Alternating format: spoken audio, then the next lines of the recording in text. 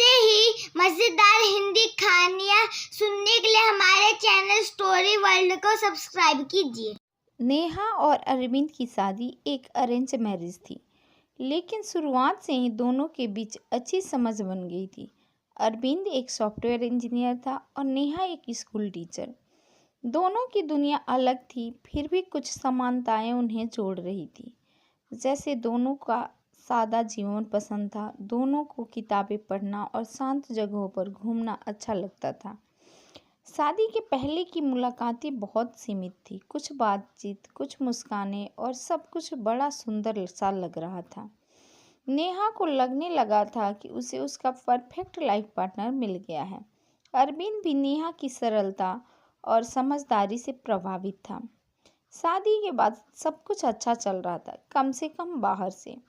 लेकिन धीरे धीरे नेहा को एहसास होने लगा कि कुछ तो है जो अरविंद छिपा रहा है।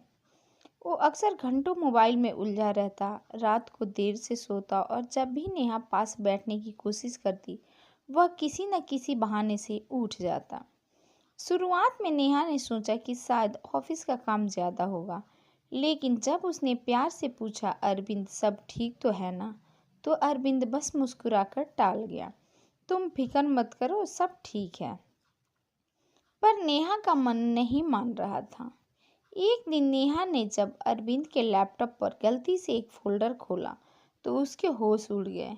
उसमें कुछ पुराने फ़ोटो और वीडियोस थे, एक लड़की के साथ बहुत सारे ट्रिप्स, सेल्फीज और कुछ ऐसे मैसेजेस जिन्हें देखकर साफ था कि अरविंद उस लड़की से बेहद प्यार करता था। नेहा की आंखें भर आई, वो चुपचाप सब देखती रही।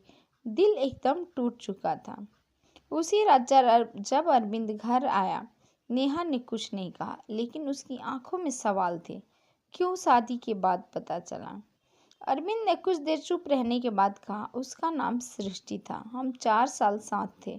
मैं उससे बहुत प्यार करता था, पर उसके घर वालों को हमारा रिश्ता मंजूर नहीं था।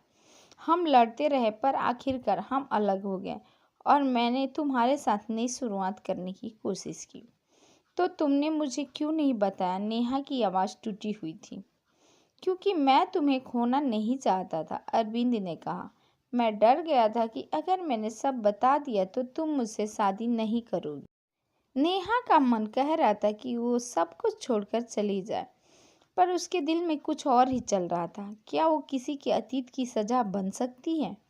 वो रात बहुत लंबी थी। नेहा सोचती रही, क्या अरविंद का प्यार सच्चा है? क्या वो वाकई नई शुरुआत करना चाहता है? नेहा ने कुछ दिन अरविंद से बात नहीं की। वो खुद को और अपने फैसले को समय देना चाहती थी। इस दौरान अरविंद ने सच्चाई से दूरी नहीं बनाई, उसने सृष्टि से खुद दूरी बनाई। पुराने मैसेजेस, फोटो सब डिलीट कर दिए और नेहा को यकीन दिलाया कि उसका अतीत अब सिर्फ अतीत है। एक शाम अरविंद ने नेहा से कहा, अगर तुम चाहो तो जा सकती हो, पर मैं अब सिर्फ तुम्हारा हूँ। नेहा की आंखों में आंसू थे, लेकिन इस बार गुस्से के नहीं, भरोसे के थे। उसने अरविंद का हाथ थामा और कहा, शायद मुझे भी अब समझ आ गया कि कभी कभी सच्चाई शादी के बाद ही क्यों सामने आती है, ताकि रिश्ते की असली परीक्षा हो सके। नेहा ने अपनी शादी को एक दूसरा मौका दिया, लेकिन इस बार आंख मूंद कर नहीं, बल्कि पूरे होश के साथ। अरविंद ने भी अपना हर कदम पारदर्शिता से उठाया। अब उनका रिश्ता उन झूठी परफेक्ट बातों पर नहीं, बल्कि एक सच्ची समझ और भरोसे पर टिका था। दोनों ने सीखा कि प्यार में अतीत से ज़्यादा वर्तमान की ईमानदारी मायने रखती है।